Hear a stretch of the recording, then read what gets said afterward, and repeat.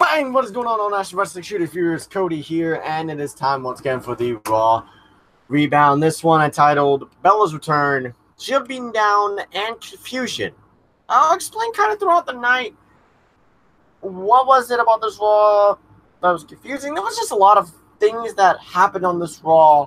Some that I saw, some that I didn't see, but heard about that just kind of let me scratch in my head a little bit. I'll get to those in a bit.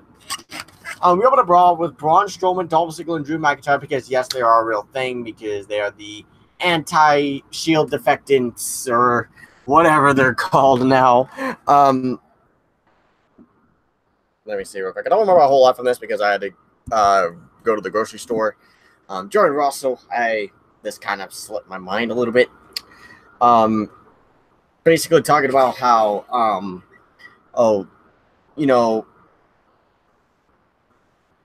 that what they did the show last week is just a preview of what's to come in the future. Braun says that he's going to beat up Roman Reigns inside Hell in a Cell and prove why it's his yard. And Ziggler goes on and says they're more dominant than the Nation Domination, DX, and the Shield. He said that the Shield started this, they will end it, and then the Shield come out. There's a bit of a brawl, kickoff brawl. Always nice to see a brawl open up the show. But then it ends with the Shield getting arrested. And Corbin, the acting general manager, just watches on. Then go on to the Bella Twins versus the Riot Squad. I didn't see this, so I'm not going to comment on the match itself. What I am going to say, though, is that it was Liv Morgan and Sarah Logan versus Brie and Nikki. Bella Twins won, to no one's surprise. And I am glad that if they were going to have the Bella Twins go over, they were smart not to put Ruby Riott in the crossfire in that whole thing. That Riott was just at ringside, and that was a good thing. Nikki beat Liv with the Rack Attack 2.0, so cool.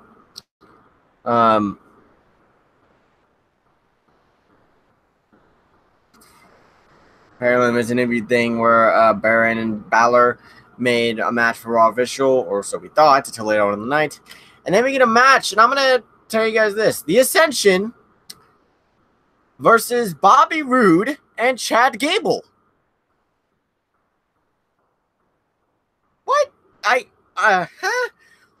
Where did this team come from?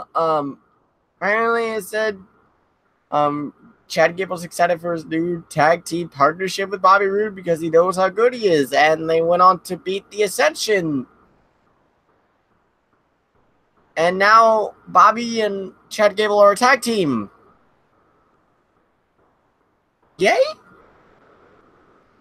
Why? Why? Why? Why? Why? Why? Why? Why? Why? Why? Why? Heel turn? Maybe. Maybe. Maybe. Kind of, sort of. Maybe heel turn and Bobby Roode just wanted to start off his heel run against. Maybe. Maybe. Who knows? Who knows? Well, I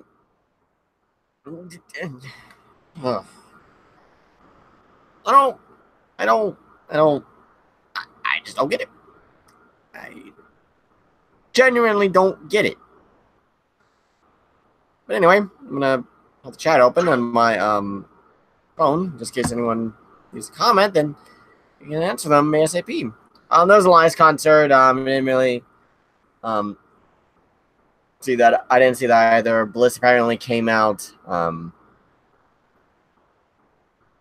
Did Ronda come out before? No, so it was just Bliss that came out, I guess.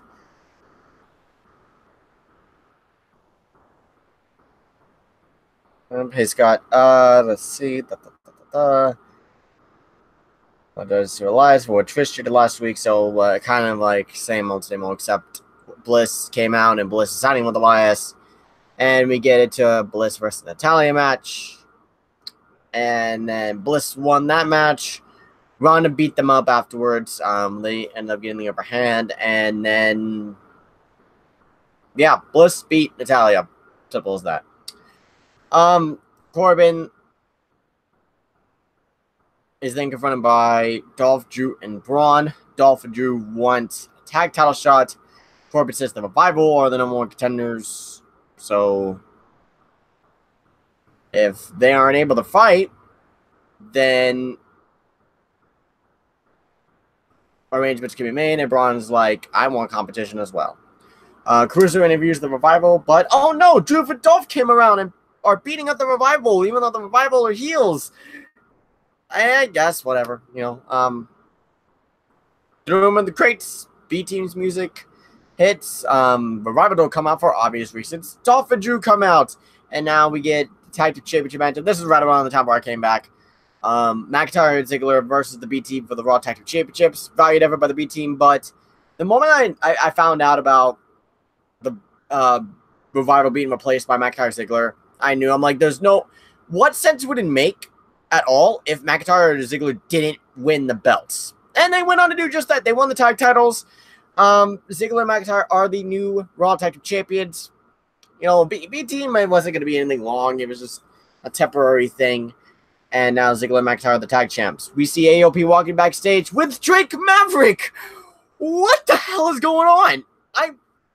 Oh, this is confusing as well. So, seeing the celebration, and I'm going through my freaking reaction with this. I see AOP and I see Drake Maverick, and I'm like, what the fuck? You're not, this is a 205 Live. They're not 205 pounds. I hope you don't realize that. But apparently Drake Maverick is now the manager of AOP because... So he's going to be a face on 205 Live, but a heel on Raw?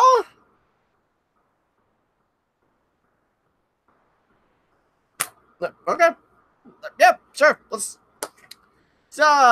go with that. That's the thing now. And all this man went to beat up you know, local competitors, you know, no surprise there. So yeah, moving on. We get backstage segment when Italian the Bell turns around and no one cares. Moving on. I shouldn't say no one cares. Sorry. I'm still throwing off at Drake Maverick being the manager of AOP. I feel like someone else could have fit that role better. Because they don't really talk, and when they talk, it's not really that good. Who else was a shitty talker, just did all his shit in the ring when he wasn't a lazy bastard? Who is his agent? See how I'm going at? Put the pieces together. I don't know. Maybe this might work. I don't know. That just kind of threw me off guard, and we get Shawn Michaels after all that, and I'm like, okay. Now, and this is another head scratcher that I'm kind of asking myself, what are they doing? We get Shawn Michaels. He says Triple H will beat The Undertaker. And then Undertaker comes out. Well, 2018 and Shawn Michaels and The Undertaker are having a confrontation. 2018 is the year, but also wrestling is weird. But then again, they're promoting the Super Showdown thing like a really big thing. So, what the hell? Why not? We get a confrontation between Taker and Shawn Michaels. Taker says it's been 20 years that Triple H and Shawn Michaels have been best friends. And in those 20 years, he's taken the best of Triple H and Shawn Michaels. And their egos can't accept that. Taker goes on to say that this is because he took Shawn Michaels' career. Shawn says, hey, I'm basically the only person that's kept true to my word. You know, I put my career on the line. I lost. I retired. And I've stuck true to my word. I've heard one more match. Ironically, there was a one more match chant going along. Nice job, crowd. You actually went along with the promo pretty damn nicely this time. He says, I've heard that, and I've turned down millions and millions and millions of dollars out of respect for The Undertaker. Taker's like, if you came out of retirement, he would put him down all over again. And Taker says it's Superstar Showdown. Taker is putting Triple H down again. And this is where my head's starting to scratch. Y'all have heard the interviews. You've heard the rumors. Would he? I've heard a couple things. I've heard one thing, and I've gotten my own theory on another. I've heard that they could, or people speculating that they could do a match at WrestleMania or Survivor Series. Seeds planted there. We got a few weeks left. It really depends on what one person's doing. I mean, he's probably busy in a suit, running Knox County, but what I get a weird vibe that they're just gonna pull a big old switcheroo, and we're gonna have the Brothers of Destruction versus Triple H, Shawn Michaels. Why do I feel like that's gonna happen? I just get this. I get this inner feeling that they're gonna put Shawn Michaels out of retirement for one more match, and I don't want that. I don't. Now, here's what I will say: if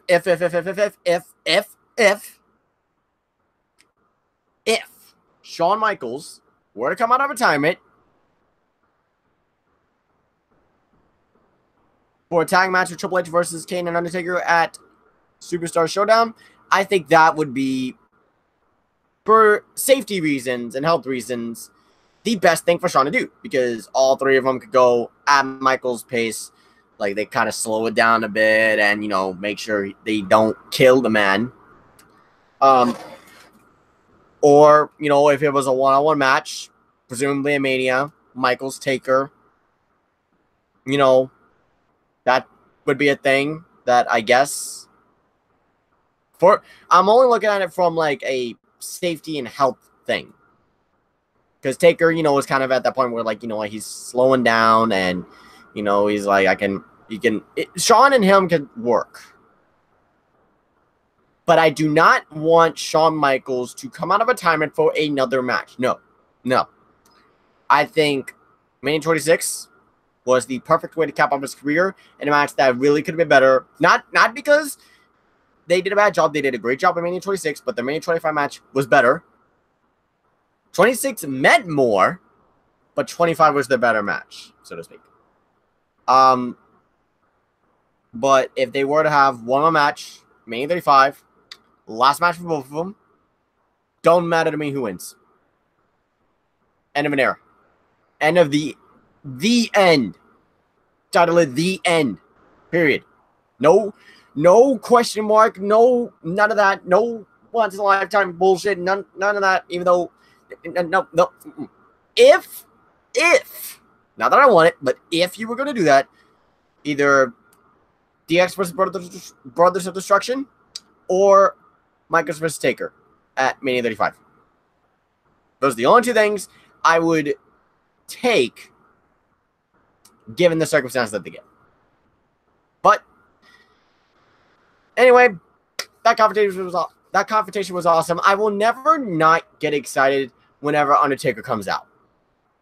Whenever Taker is around on Raw or SmackDown, I will always get excited. I don't care if he's retired. I don't care if he's not retired. It doesn't matter to me. But seeing Taker and Shawn in the same ring,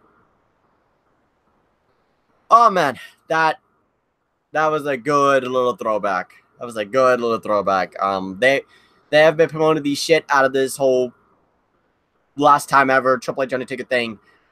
But you know what? Enjoy the ride. Enjoy the little throwbacks, because this shit will never happen again.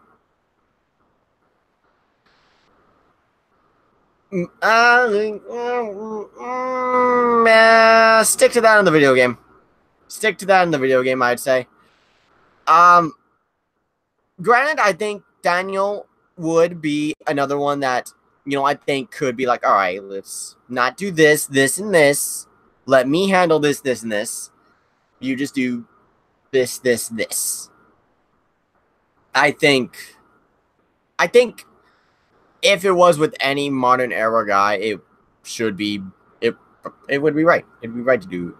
But next we get Sasha Banks and Bayley versus Dana Brooke and Ember Moon.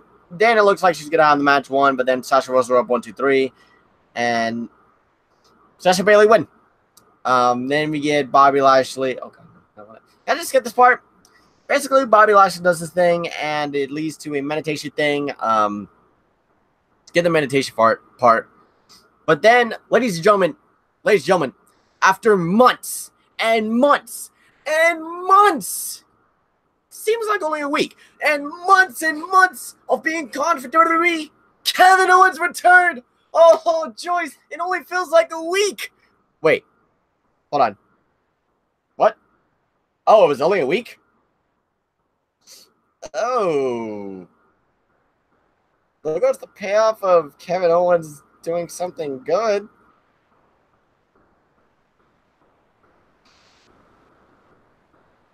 Hey, for Bobby Lashley,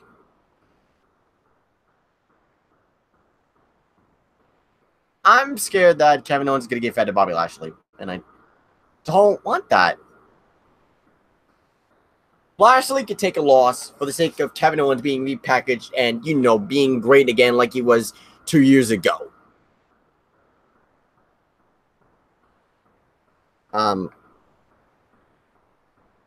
Owens ended with a powerbomb to Lashley on the apron. Presumably, Owens and Lashley go one-on-one. Honestly, you know what. Then we get to the main event, Finn Balor and Braun Strowman. I was kind of editing, so I didn't pay attention to this match. But Braun Strowman wins. Braun's definitely a heel. They go beat him up afterwards, but the Shield arrive at that police van. That seems like an old Dean Ambrose thing to do. It's because I think Ambrose has done that before. And if he was Rollins, ironically enough. But they come out, they go to the ring, but oh shit! Heels for days. Come and attack the Shield. I think it was Kevin Owens, Jinder Mahal, little mini 3MB reunion. That was nice to see.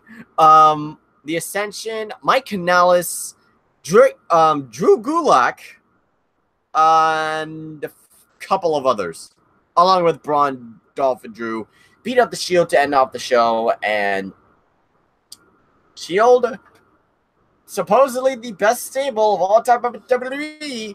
I don't agree with that, by the way. We'll discuss that maybe in a minute. The Shield are down, and the heels stand tall. Expect for the faces to get payback next week. Proper payback. So, I can't really comment if this Raw was good or bad, because half of it I was kind of busy doing stuff, whether it was a grocery store, editing something that will be up on the channel later on today. About time I finally did the thing that is going to be uploaded on the channel later today. But this is weird. This is a weird episode with a nice little Taker Michaels confrontation, which, whew, you know what? I'm going to retitle this real quick.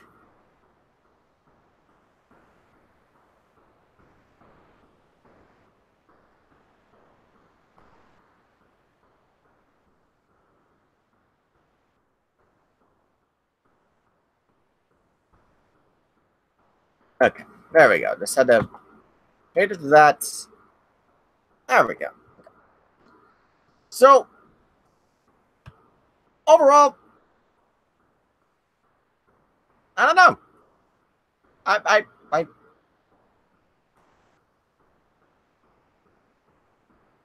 don't know. I really don't know what to think about this Raw. From like some of the things that they did that was kind of a little bit thrown off, and I don't know.